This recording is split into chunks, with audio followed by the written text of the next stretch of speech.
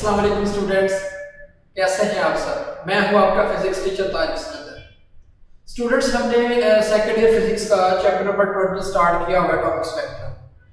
पिछले लेक्चर में मैंने आपको डिटेल से बताया था कि स्पेक्ट्रम क्या होता है, एटॉमिक स्पेक्ट्रम क्या होता है, फिर स्पेक्ट्रोस्कोपी क्या होता है। फिर हमने जो है वो डिटेल से पढ़ा था कि अगर हम एक हाइड्रोजन गैस दें और उसको जो है वो हाई वोल्टेज की सप्लाई दें, उसमें से करंट पास करवाएं, तो उससे डिफरेंट कलर्स की रेडिएशंस इमिट होती हैं और वो मिलकर जो स्पेक्ट्रम बनाती हैं, ठीक है, जिसको हम डिसकंटिन्यूअस स्पेक्ट्रम कहते हैं। तो हमने ये चीजें बड़े डिटेल से देखी थी। फिर हमने जो है स्पेक्ट्रल सीरीज के बारे में पढ़ा था कि स्पेक्ट्रल सीरीज क्या होती है, बार्नर सीरीज, पास्टन सीरीज क्या होती है, लाइमन सीरीज क्या होती है, बहुत डिटेल से हमने चीजें देखी थी। तो उसके बाद जो है हमारा जो नेक्स्ट टॉपिक है वो है Bohr atomic model for hydrogen atom. Hydrogen atom के अबाउट बोहर ने जो है वो जो मॉडल पेश किया था वो क्या था, उसमें जो है वो अपने कौन से 3 पोस्टुलेट पेश किए थे। लेकिन स्टूडेंट्स, इस टॉपिक को समझने से पहले इसका ना बैकग्राउंड का पता होना चाहिए। तो मैंने सोचा कि आपको जो है इसका बैकग्राउंड थोड़ा सा बता दिया जाए ताकि इस टॉपिक को समझने में जो है आसानी हो। तो इससे पहले हम पढ़ते हैं Rutherford atomic model. Students, Rutherford ने जो है वो हमें क्या क्या चीजें बताई थी, कौन सी चीजें उसकी ठीक थी और कौन सी चीजें बाद में जो है उसकी फेल हो गई थी, जिस फेलियर को जो है वो बाद में किसने अच्छे तरीके से एक्सप्लेन किया था, बोहर ने। तो फर्स्ट ऑफ ऑल हम रदरफोर्ड के बारे में जो है वो स्टडी करते हैं। स्टूडेंट्स, फर्स्ट पॉइंट मैंने लिखा है कि all the mass of an atom is concentrated at atomic nucleus। Rutherford ने ये कहा था कि एटम का जो सारा मास है वो न्यूक्लियस पर कंसंट्रेट करता है, तो ये बात इसकी बिल्कुल ठीक थी। उसके बाद सेकंड पॉइंट है the size of a nucleus is of the order of 10⁻⁻15 metre. फिर उसने हमें जो है न्यूक्लियस का साइज बताया। न्यूक्लियस का साइज कितना होता है, 10⁻⁻15 मीटर। 10⁻⁻15 को हम क्या बोलते हैं, फेम्टो बोलते हैं। तो इसका मतलब न्यूक्लियस का जो साइज है वो 1 फेम्टोमीटर होता है। और इसको यूं भी लिख सकते हैं, 1 फेम्टोमीटर को जो है वो 1 फर्मी भी कह सकते हैं। तो ये आपने चीज याद रखनी बहुत इंपॉर्टेंट है। Next, the electron revolve around the nucleus. Rutherford ने हमें ये तो बता दिया कि जो हमारे पास इलेक्ट्रॉन होता है वो न्यूक्लियस के अराउंड रिवॉल्व करता है, ठीक है, ये भी बात इसकी बिल्कुल सही थी, करेक्ट थी। फिर उसके फेलियर कौन से थे, हम इसके फेलियर को स्टडी करते हैं।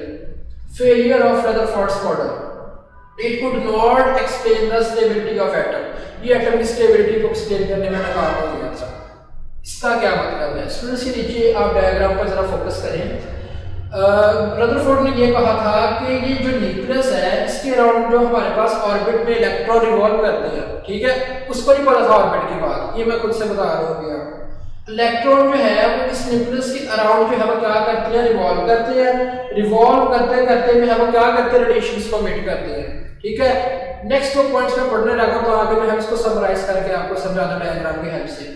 According to it atomic spectrum must be continuous. इसके मुताबिक जो हमारे पास इस एटम का स्पेक्ट्रम बना था वो कॉन्टिन्यूअस बना था, जबकि रियलिटी में क्या होता है, स्पेक्ट्रम डिसकंटिन्यूअस होता है। According to classical theory of radiation, electron being accelerated charged particle should emit radiations continuously and it must fall into the nucleus। अब ये तीनों पॉइंट्स का क्या मतलब है, इसको समराइज करके आपको समझाता हूँ। रदरफोर्ड ने ये कहा था कि जो इलेक्ट्रॉन होता है वो न्यूक्लियस के अराउंड रिवॉल्व करता है, ठीक है, और रिवॉल्व करता हुआ डिफरेंट रेडिएशंस एमिट करता है। जब वो डिफरेंट रेडिएशंस एमिट करेगा तो वो जो है वो रिवॉल्व करता करता जो है वो न्यूक्लियस के करीब आता जाएगा। न्यूक्लियस के करीब आके वो न्यूक्लियस के अंदर फॉल कर जाएगा। जैसे भी न्यूक्लियस के अंदर फॉल करेगा तो आपको पता है न्यूक्लियस क्या हो जाता है, तबाह हो जाता है। जब न्यूक्लियस ही नहीं रहा तो एटम नहीं रहा, तो स्टेबिलिटी कहाँ पे गई, नहीं। तो ये तो उसने बता दिया कि एटम्स की स्टेबिलिटी जो है वो क्या होती है, इसको बताने में वो फेल हो गया था, ठीक है। अच्छा, उसके बाद जो है उसने बताया कि जब ये इलेक्ट्रॉन रिवॉल्व करता हुआ न्यूक्लियस के करीब आएगा तो वो डिफरेंट रेडिएशंस एमिट करेगा। डिफरेंट रेडिएशंस का मतलब डिफरेंट रेडिएशंस की वेवलेंथ जो है वो एमिट करेगा, और उसने कहा कि वो कंटीन्यूअस होती है। जबकि एक्सपेरिमेंट के ड्यूरेशन में ये चीज सामने आई थी, जो हमारे पास एटॉमिक स्पेक्ट्रम होता है डिसकंटीन्यूअस होता है, जो पिछले लेक्चर में डिटेल से आपको बताया था। जो तीसरा पॉइंट है एक्सेलरेटेड चार्ज पार्टिकल वाला, देखिए रदरफोर्ड ने ये जो है वो क्लासिकल थ्योरी के अकॉर्डिंग ये बताया था कि जो चार्ज पार्टिकल होता है जब वो रिवॉल्व करता है न्यूक्लियस के अराउंड, ठीक है, आपको पता है कि जब इलेक्ट्रॉन जो है वो रिवॉल्व करेगा न्यूक्लियस के अराउंड तो उसकी डायरेक्शन चेंज होगी। जब उसकी डायरेक्शन चेंज होगी तो उसमें क्या प्रोड्यूस होगा, एक्सेलरेशन। इसका मतलब क्लासिकल थ्योरी के अकॉर्डिंग इलेक्ट्रॉन्स क्या है, एक्सेलरेटेड चार्ज पार्टिकल है, और इस चार्ज पार्टिकल क्या करेगा, रेडिएशन इमिट करेगा। तो जब ये चार्ज पार्टिकल रेडिएशन इमिट करेगा तो डिफरेंट रेडिएशन इमिट करता हुआ न्यूक्लियस के करीब चला जाएगा। ओके हो गया। तो ये जो है वो इसके स्टूडेंट्स जो है वो फेलियर थे, और इस फेलियर को जो है वो इजी वे में जो है वो किसने एक्सप्लेन किया था, बोहर ने। अब हम चलते हैं अपने टॉपिक की तरफ, Bohr atomic model for hydrogen atom की तरफ। स्टूडेंट्स, बोहर एटॉमिक मॉडल क्या है? एक साइंटिस्ट था नील बोहर, जिसने 1930 में मॉडल पेश किया था। It is a semi classical model, इसको सेमी क्लासिकल मॉडल भी कहते हैं। व्हाई सेमी क्लासिकल मॉडल क्या होता है? स्टूडेंट्स, इसने क्या किया, 19वीं सेंचुरी से पहले क्लासिकल थ्योरी ही मौजूद थी। 19वीं सेंचुरी के बाद जो है मॉडर्न फिजिक्स आ गई हमारे पास। इसने क्या किया, कुछ चीजें जो है वो क्लासिकल थ्योरी से उठाई, कुछ चीजें जो है मॉडर्न फिजिक्स से उठाई, उनको कंबाइन किया और नया मॉडल पेश किया, जिसको हम बोहर मॉडल के फॉर हाइड्रोजन एटम के नाम से जानते हैं। ठीक है, इसलिए इसको क्लासिकल मॉडल के नाम से भी हम जानते हैं। इसने जो है 3 पोस्टुलेट पेश किए थे students, first, second and third. इसमें तो सबसे इंपॉर्टेंट जो पोस्टुलेट है वो सेकंड है। सेकंड इंशाल्लाह जो हम अभी एक्सप्लेन करते हैं इसको। फर्स्ट पोस्टुलेट है, the electron revolve around the nucleus in a certain orbit and have fixed energy. देखिए स्टूडेंट्स, फर्स्ट ऑफ ऑल मैंने आपको रदरफोर्ड में क्या बताया था कि रदरफोर्ड ने ये कहा था कि जो इलेक्ट्रॉन होता है वो न्यूक्लियस के अराउंड रिवॉल्व करता है। इसकी बात बिल्कुल ठीक थी, ठीक है, लेकिन उसने ये नहीं कहा था कि वो कोई डेफिनेट जो है वो किसी सर्टेन ऑर्बिट में रिवॉल्व करेगा। वो कह रहा था कि बस रिवॉल्व करता हुआ न्यूक्लियस के करीब चला जाएगा, हर मतलब इस स्पेस में कहीं भी वो लाई कर सकता है, जबकि उसकी ये बात गलत थी। ठीक है, तो बोहर ने इसको कैसे एक्सप्लेन किया कि ये एनर्जी फिक्स रखते हैं। उसने कहा था जो इलेक्ट्रॉन होते हैं वो न्यूक्लियस के सर्टेन ऑर्बिट में लाई करते हैं, मतलब अलाउड ऑर्बिट में लाई करते हैं, हमेशा उसी ऑर्बिट में लाई कर सकते हैं जो ऑर्बिट उसको अलाउ करेगा। मतलब देखे ना, ये फर्स्ट ऑर्बिट है, इस इलेक्ट्रॉन के पास इस ऑर्बिट के पास जितनी एनर्जी होगी वो उसी एनर्जी वाला इलेक्ट्रॉन अपने अंदर रखेगा। अगर हम सेकंड ऑर्बिट की बात करें तो सेकंड ऑर्बिट की एनर्जी जो है वो जितनी होगी वो सिर्फ उसी इलेक्ट्रॉन को अपने अंदर लाई करेगा या अलाउ करेगा जो इलेक्ट्रॉन वो एनर्जी रखेगा। ठीक है, इस तरह बोहर ने इसका आंसर दिया था। और इलेक्ट्रॉन जो है वो इस ऑर्बिट में रिवॉल्व करेगा और उसके पास जो एनर्जी होगी वो फिक्स होगी। उसके बाद सेकंड पोस्टुलेट है, electron revolve only in those orbit in which its angular momentum it is integral multiple of h over 2 pi। ये क्या नई चीज है, ये देखें L क्या है, एंगुलर मोमेंटम। ये जो मैंने थ्योरी लिखी है इसको इस तरह भी समझ सकते हैं, angular momentum is the integral multiple of h over 2 pi। आप इसको सिंपल वे में अपनी वर्डिंग में लिख सकते हैं इसको। अब इसका क्या मतलब है, ये फार्मूला कहां से आया है, इसको हम डिराइव करते हैं। अच्छा स्टूडेंट्स, यहाँ पर जो है वो मैं जो है वो एक एग्जांपल के तौर पे जो है वो आपको ये डायग्राम दिखाना चाह रहा हूँ, आपकी बुक पे भी बनी हुई है। ये क्या चीज़ है? अच्छा स्टूडेंट्स, ये हमारे पास ना एक स्ट्रिंग है, ये ब्लैक कलर में आपको नजर आ रही है, इसको दोनों फिक्स एक्सिस के साथ बांध दी है। अब अगर हम इसको ऐसे सेंटर से पकड़ कर प्लग करेंगे तो क्या होगा, वेव्स प्रोड्यूस होंगे। वेव्स कौन सी प्रोड्यूस होगी, स्टेशनरी वेव्स, क्योंकि स्टेशनरी वेव्स हमेशा उस स्ट्रिंग में पैदा होती है जो दोनों एंड से फिक्स होती है। ओके हो गया। तो स्टेशनरी वेव कौन सी वेव होती है, अगर आपको फर्स्ट ईयर में जो है वो चैप्टर नंबर 8 आपने वेव्स वाला पढ़ा हो तो उसमें स्टेशनरी वेव का जिक्र है कि स्टेशनरी वेव ऐसी वेव होती है जो एनर्जी को अपने अंदर कन्फाइन कर लेती है, एनर्जी को जो है वो एक फॉर्म से दूसरी एक जगह से दूसरी जगह ट्रांसफर नहीं कर सकती। ओके है, कन्फाइंड का मतलब है कि इनकी ये जो हमारे पास क्रेस्ट ट्रफ है, इनके दरमियान एनर्जी यहाँ पर क्या हो जाती है, कन्फाइंड हो जाती है, कैद हो जाती है। यहाँ पर भी एनर्जी क्या हो जाती है, कन्फाइंड हो जाती है, मतलब कैद हो जाती है। एनर्जी इस जगह से इस जगह पे ट्रांसफर नहीं हो सकती, ये वाली एनर्जी यहाँ से इस तरफ ट्रांसफर नहीं हो सकती, ये एनर्जी यहाँ से इस तरफ ट्रांसफर नहीं हो सकती। तो स्टेशनरी वेव क्या करती है, अपने अंदर एनर्जी को कैद कर लेती है। ओके हो गया। अब स्टूडेंट्स एक चीज नोट करें, इसकी जो टोटल लेंथ है, इसकी जो टोटल लेंथ L है, इसमें कितनी वेव्स बन रही हैं, नंबर ऑफ वेव्स बन रही हैं। और वेव्स की जो लेंथ होती है उसको हम क्या बोलते हैं, वेव लेंथ। और वेव लेंथ किससे रिप्रेजेंट किया जाता है, लैम्डा से। ओके हो गया। तो हमारे पास एक कंप्लीट लेंथ में कितनी वेव्स हैं, नंबर ऑफ वेव्स है। नंबर ऑफ वेव्स का मतलब है नंबर ऑफ लैम्डा है, तो इसको मैं ऐसे लिख सकता हूँ n लैम्डा जनरल फॉर्म में। ओके, अब अगर इसी को जब सर्कुलर फॉर्म में देखो, अब ये नहीं क्या चीज है, बोहर ने जो है वो ये कहा था कि डी ब्रोगली के अकॉर्डिंग जब इलेक्ट्रॉन ऑर्बिट में रिवॉल्व करता है, ये डी ब्रोगली ने हमें पहले चीज बता दी है कि जब इलेक्ट्रॉन ऑर्बिट में रिवॉल्व करता है तो वो क्या करता है, वेव बिहेवियर रखता है। क्योंकि स्टूडेंट्स जो हम आइंस्टाइन था, प्लैंक था, उसने ये कहा था कि जो लाइट है वो डुअल नेचर रखती है। डुअल नेचर रखने का मतलब है कि लाइट जब ट्रेवल करती है वो वेव बिहेवियर रखती है, और जब लाइट को लाइट करती है किसी मीडियम के साथ वो पार्टिकल नेचर भी रखती है। इसका मतलब लाइट क्या रखती है, डुअल नेचर रखती है। ओके हो गया, ये किसने कहा था, प्लैंक ने और आइंस्टाइन ने।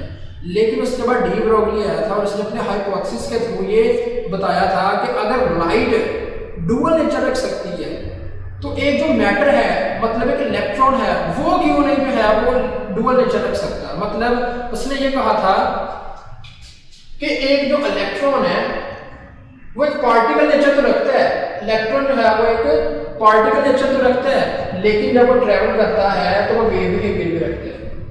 ये बताया था डी ब्रोगली ने अपने हाइपोथेसिस के थ्रू। तो इसी चीज को जो है वो हम यहाँ पे देखते हैं कि जब एक इलेक्ट्रॉन जो है वो फिक्स्ड ऑर्बिट में रिवॉल्व करता है तो वो रिवॉल्व करता हुआ कैसे करेगा, लीनियर मोशन तो नहीं होगी उसकी, ठीक है, वो क्या करेगा, वेव बिहेवियर रखेगा। ऐसे इस वेव बिहेवियर रखेगा तो यहाँ पर जो वेव्स बनेगी वो कौन सी वेव्स बनेगी, स्टेशनरी वेव्स बनेगी। ये नीचे लिखा हुआ है। तो ये बोहर ने बताया था कि जब इलेक्ट्रॉन ऑर्बिट में रिवॉल्व करेगा वो कौन सा बिहेवियर रखेगा, वेव बिहेवियर रखेगा। कौन सी वेव्स बनेगी, स्टेशनरी वेव्स बनेगी। और स्टेशनरी वेव्स कौन सी होती है, जो अपने अंदर एनर्जी को कन्फाइंड कर देती है। जब एनर्जी कन्फाइंड होगी इसका मतलब पहला ऑर्बिट है, तो यहां पर जो इलेक्ट्रॉन की स्टेशनरी वेव बनेगी ये वाली, यूं करके, इसकी एनर्जी अपनी होगी, फिक्स होगी, ठीक है। ये दूसरा ऑर्बिट है, यहां पर जो इलेक्ट्रॉन रिवॉल्व करेगा, स्टेशनरी वेव बनाएगा, तो वो अपने अंदर एनर्जी को कन्फाइंड कर लेगा। इसका मतलब सेकंड ऑर्बिट की एनर्जी अपनी होगी।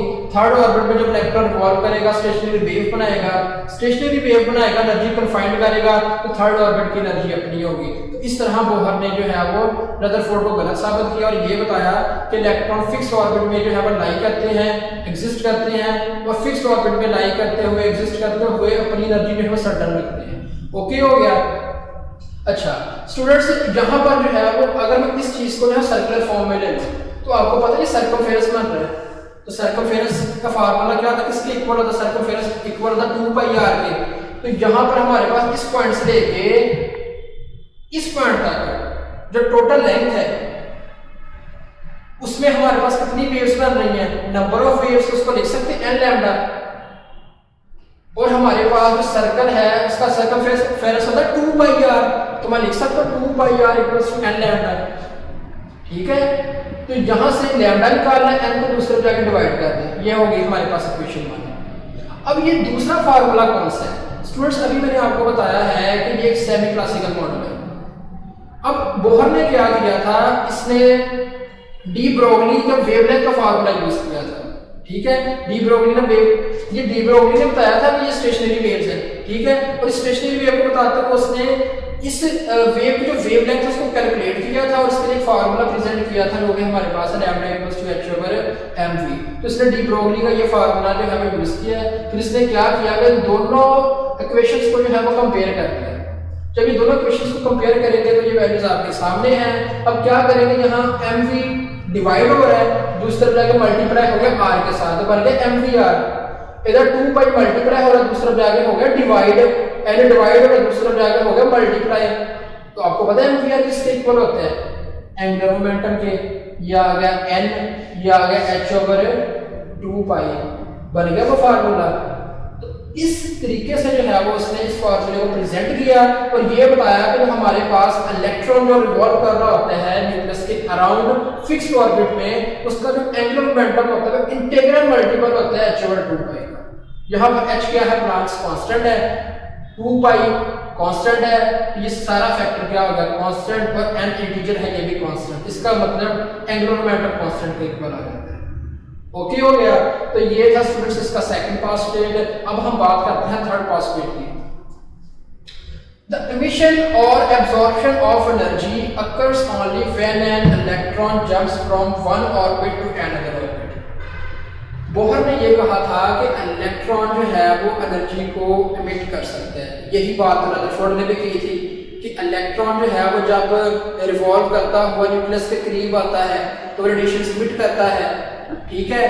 जबकि रदरफोर्ड ने ये कहा था कि इलेक्ट्रॉन रिवॉल्व करता है लेकिन फिक्स ऑर्बिट पे करता है, ठीक है। तो ये क्या इसमें जो है वो ये तजाद है। तो बोहर ने कहा था कि इलेक्ट्रॉन बिल्कुल रेडिएशन एमिट कर सकता है रिवॉल्व करता हुआ फिक्स ऑर्बिट में, लेकिन तब करेगा जब अपना ऑर्बिट छोड़ेगा। मतलब अगर मैं बात करूं एनर्जी लेवल्स की, ये मेरे पास फर्स्ट एनर्जी लेवल, ये मेरे पास सेकंड एनर्जी लेवल, ये मेरे पास थर्ड एनर्जी लेवल, ठीक है। और एक इलेक्ट्रॉन यहाँ पे ग्राउंड स्टेट में पड़ा हुआ है। अब स्टूडेंट्स क्या होगा, इलेक्ट्रॉन ग्राउंड स्टेट पे है, इसके पास कोई एनर्जी नहीं है, ठीक है। अब क्या होगा कि इसको एनर्जी चाहिए यहाँ से रिमूव होने के लिए। आपने केमिस्ट्री में पढ़ा होगा आयनाइजेशन एनर्जी क्या होती है। तो ऑर्बिट से इलेक्ट्रॉन को रिमूव करवाने के लिए जो एनर्जी हम इलेक्ट्रॉन को देते हैं, इलेक्ट्रॉन को जो एनर्जी रिक्वायर्ड होती है उसको क्या बोलते हैं, आयनाइजेशन एनर्जी। तो यहाँ भी इलेक्ट्रॉन को हमने क्या करवाना है, रिमूव करवाना है, ठीक है। जब इलेक्ट्रॉन को रिमूव करवाना हो तो हम क्या करवाते हैं, इसके ऊपर फोटोन फॉल करवाते हैं, मतलब रेडिएशन फॉल करवाते हैं, ठीक है। मतलब वो प्लांक्स ने कहा था जो हमारे पास लाइट होती है फोटोन की फॉर्म में होती है, मतलब जो सनलाइट आती है रेडिएशन है ना, तो रेडिएशन को हम फोटोन कह देते हैं, ठीक है। ये अपनी चीज याद रखनी है, इसको रेडिएशन कहने फोटोन के लिए बात देखी है। अच्छा, यहाँ पर जो रेडिएशन फॉल करवाएंगे इसका और तरीका है, इसको हाई वोल्टेज भी अप्लाई कर सकते हैं। मतलब वोल्टेज देकर इसको इलेक्ट्रॉन को हम यहाँ से पंप करवा सकते हैं ऑर्बिट से रिमूव हो जाए। या इसका एक और तरीका होता है कि हम जो है इसको हीट दे दें, इसको हीट देकर भी इलेक्ट्रॉन को यहाँ से रिमूव करवाया जा सकता है। 3-4 तरीके ये आपने याद रखना। खैर, अच्छा, इलेक्ट्रॉन तभी अपना ये ऑर्बिट छोड़ेगा जब इसको क्या देंगे, हम हीट देंगे, वोल्टेज प्रोवाइड करेंगे, या इसको जो है वो रेडिएशन जो है इसके ऊपर फॉल करवाएंगे। अब क्या करेगा, जैसे ही इलेक्ट्रॉन यहाँ से निकलेगा तो ठीक सेकंड स्टेट में चला जाएगा, तो सेकंड में भी जा सकता है, थर्ड में भी जा सकता है। ये डिपेंड करता है कि अगर इस एनर्जी डिफरेंस के बिटवीन पहला शेल दूसरा शेल, दोनों शेल्स की एनर्जी डिफरेंस के बराबर हम एनर्जी देंगे ना, तब इलेक्ट्रॉन सेकंड शेल में चला जाएगा। अगर हमने इस इलेक्ट्रॉन का मूव करवाना है तीसरे शेल में लेके जाना है, तो हमें इस तीसरे शेल और फर्स्ट शेल के दरमियान जो एनर्जी गैप है उतना एनर्जी डिफरेंस के मुताबिक एनर्जी देंगे, तो तब इलेक्ट्रॉन हमारे पास जो है वो थर्ड शेल में चला जाएगा। खैर, ये हमारे पास है ग्राउंड स्टेट। अब इलेक्ट्रॉन यहाँ से निकलेगा, एक्साइटेड स्टेट में चला गया। अब यहाँ पर इसका लाइफ टाइम बड़ा काम होता है एक्साइटेड स्टेट में, ठीक है। ऑलमोस्ट 10⁻³ जो है वो सेकंड होता है। जैसे ये टाइम कंप्लीट होता है तो ये इलेक्ट्रॉन जो है अपनी जगह छोड़ता है। छोड़ने के बाद ये कहाँ चला जाता है, ग्राउंड स्टेट पर। जब ये ग्राउंड स्टेट पर जाएगा तो तब इसके दौरान जो रेडिएशन एमिट होती है। ओके, इस तरह उसने इसका जो है वो आंसर दिया कि जब इलेक्ट्रॉन अपना ऑर्बिट छोड़ के एक्साइटेड स्टेट में जाता है, एक्साइटेड स्टेट से वापस ग्राउंड स्टेट पर आता है, तो वो क्या करता है, रेडिएशन को एमिट करता है। अदरवाइज जब तक वो अपने ऑर्बिट में, फिक्स ऑर्बिट में रिवॉल्व करता रहेगा, वो रेडिएशन एमिट नहीं करेगा। वो अपनी जो एनर्जी है वो अपने पास रखेगा। पास क्यों रखेगा, क्योंकि इलेक्ट्रॉन वेव बिहेवियर रखता है। वेव कौन सी, स्टेशनरी वेव, और स्टेशनरी वेव का मतलब एनर्जी उसके अंदर कैद रहेगी, और एनर्जी जो है वो तभी रिलीज होगी जब वो अपना ऑर्बिट छोड़ेगा। तो इस तरह जो है इसका तीसरा पोस्टुलेट भी कंप्लीट होता है बोहर का। तो आई होप कि आपको जो है वो आज के लेक्चर की समझ आ गई होगी। अगर आपका कोई भी क्वेश्चन है तो आप जो है वो मेरे यूट्यूब चैनल पर कमेंट बॉक्स में जो है मुझसे जो है पूछ सकते हैं। तब तक के लिए अल्लाह हाफ़िज़।